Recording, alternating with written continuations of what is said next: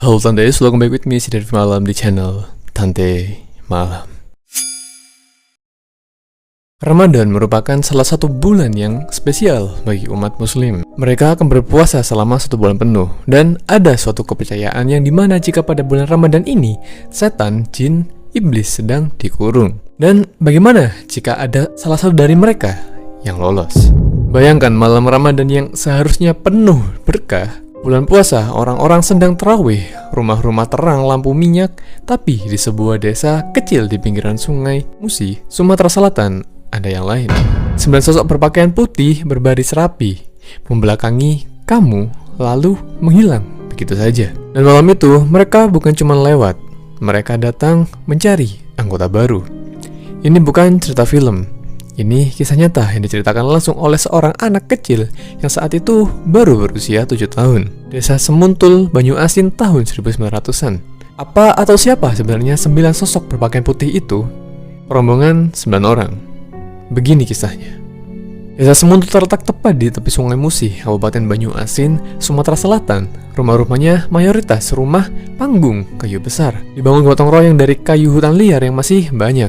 Penduduknya kebanyakan bekerja sebagai nelayan dan petani. Hidup sederhana, listrik yang saat itu masih jarang, penerangan hanya dengan lampu minyak, dan hanya mengandalkan air sungai untuk kesehariannya. Di tengah desa itu berdiri sebuah rumah kayu paling besar. Dan demi keberlangsungan cerita, aku akan menggunakan nama samaran. Kita biasa sebut saja dengan rumah keluarga Pak Haji, ayah dari anak kecil yang jadi saksi mata. Waktu itu bulan Ramadan, udara panas di siang hari dan dingin di malam hari. Orang-orang lagi sibuk puasa, tarawih, tadarus, tapi ada satu keluarga yang rumahnya jadi sasaran. Malam itu, anak kecil itu, kita panggil dia Andi. Umur 7 tahun, lagi tidur di kamar belakang bersama ayah dan ibunya. Rumah kayu besar itu punya koridor panjang, ruang tengah yang luas, dan banyak jendela tanpa kaca, cuman berlapis kelambu tipis gitu.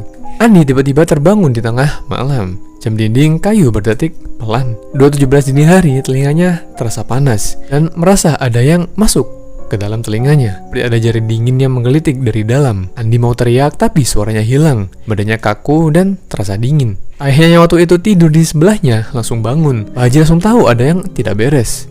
Beliau mengambil batang pepaya kering, bakar ujungnya sampai keluar asap. Lalu ditiup ke telinga Andi sambil membaca ayat kursi. Tiba-tiba, Andi melihat ke arah koridor ruang tengah. Sekelewatan bayangan muncul di sana. 1, 2, 3, tak kurang dari 9 sosok berpakaian serba putih. Kain tersebut bukan sekedar kain biasa. Kain itu adalah kain kafan panjang, berbaris rapi seperti pasukan, dan mereka berdiri membelakangi Andi. Kepala mereka sedikit menunduk, rambut panjang acak-acakan. Mereka berjalan pelan ke arah jendela belakang. Langkahnya tidak menyentuh lantai, hanya melayang sedikit di atas papan kayu. Andi ini mau teriak, tapi tenggorokannya seperti dicekik. Satu persatu dari mereka ini menghilang itu saja, dan sekarang aura di rumah itu berbeda. Dingin menusuk tulang, bulu kuduk Andi berdiri semua. Napasnya pendek-pendek, ayahnya berdiri di tengah ruangan. Suaranya tegas tapi tenang. Keluar kalian, silahkan ganggu kalau memang bisa kalian ganggu. Tidak ada jawaban, hanya suara tawa kecil dari jauh. Seperti banyak orang tertawa pelan di kejauhan. Malam itu Andi tidak bisa tidur lagi. Ayahnya duduk di sampingnya sambil terus membaca Al-Quran sampai subuh. Pagi harinya kondisi desa seperti biasa aja gitu. Anak-anak bermain di tepi sungai, ibu-ibu memasak. Tapi di sawah belakang desa, Mang Pardiman, seorang petani berusia 45 tahun yang sedang menyokul tanah, tiba-tiba dia berhenti. Badannya kaku, matanya melotot. Lalu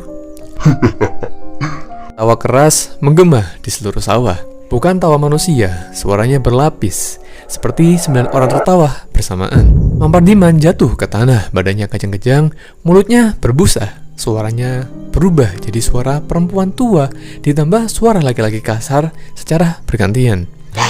Masuk, kita pun satu lagi. Haji Mamat nunggu. Warga berlarian, mereka bawa Mang Pardiman ke rumah Pak Haji. Rumah itu sudah penuh orang. Andi mengintip dari balik pintu. Pak Haji keluar dengan air putih di mangkok tanah liat. Beliau baca ayat-ayat lalu disiram ke kepala Kang Pardiman. Sekonyong-konyong Mang Pardiman bangkit duduk. Matanya merah, suaranya jadi 9 suara sekaligus. Kami sudah 9, kami akan tambah. Kalian yang tidak sholat, yang tidak puasa, yang suka gibah, kalian yang kami ambil berikutnya. Lalu Pak Haji teriak keras, Keluar kalian semua! Dengan nama Allah yang Maha Pengasih lagi Maha Penyayang. Air siraman terakhir, Mang Pardiman ambruk tidak sadarkan diri. Lalu tawa itu pelan-pelan menghilang seperti angin yang pergi jauh ke hutan. Mang Pardiman bangun 30 menit kemudian. Dia tidak ingat apa-apa. Hanya bilang badannya seperti diinjak-injak 9 orang. Malam harinya seluruh warga berkumpul di balai desa. Pak Haji berdiri di depan, suaranya tenang tapi menusuk. Rombongan setan itu semalam datang bersembilan. Ketua mereka adalah Haji Mamat, dulu orang kaya di desa ini. Setahun lalu ketahuan selingkuh sama istri orang, dikeroyok massa sampai mati di pinggir sungai. Mayatnya tidak dimandikan dengan baik. Anggota kedua, Moya, perempuan yang suka menyantet tetangga karena iri. Mati karena terkena santet balik. Sisanya orang-orang yang meninggal dalam keadaan tidak baik, bunuh diri, meninggal karena dosa besar dan tidak sempat bertobat. Mereka sudah membentuk kelompok. Rombongan tetap 9 orang, tapi mereka terus mencari anggota baru. Siapa saja yang lalai ibadah, yang hatinya kotor, yang tidak jaga wudhu, tidak tarawih, mereka akan diambil. Mang Pardiman hampir jadi yang ke-10 karena dia jarang ke masjid, jarang puasa sunnah, suka minum arak diam-diam. Pak Haji lalu menatap semua warga. Ini Ramadan, bulan setan dibelenggu, tapi kalau kita buka pintu sendiri dengan dosa, mereka tetap bisa masuk. Sholatlah, puasalah dengan sungguh-sungguh. Jaga lisan, jangan biarkan hati kalian jadi tempat mereka berteduh. Setelah kejadian itu, desa Muntul berubah. Masjid selalu penuh. Anak-anak diajarin ayat kursi sebelum tidur. Mang Pardiman sekarang jadi orang yang paling rajin tarawih. Tapi sampai sekarang, kalau malam Ramadan, angin selalu berhembus kencang dari sungai. Dan kamu mendengar tawa kecil dari kejauhan.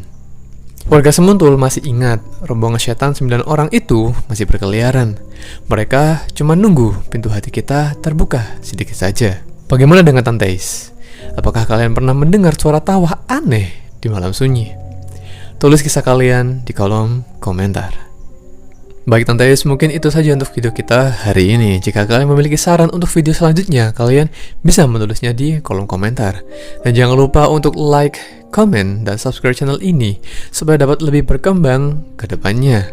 Dan kalian juga boleh share channel ini ke teman, keluarga, pasangan, atau mantan kalian jika mereka menyukai channel yang membahas tentang kisah misteri horor dan lainnya. Sekian, terima kasih.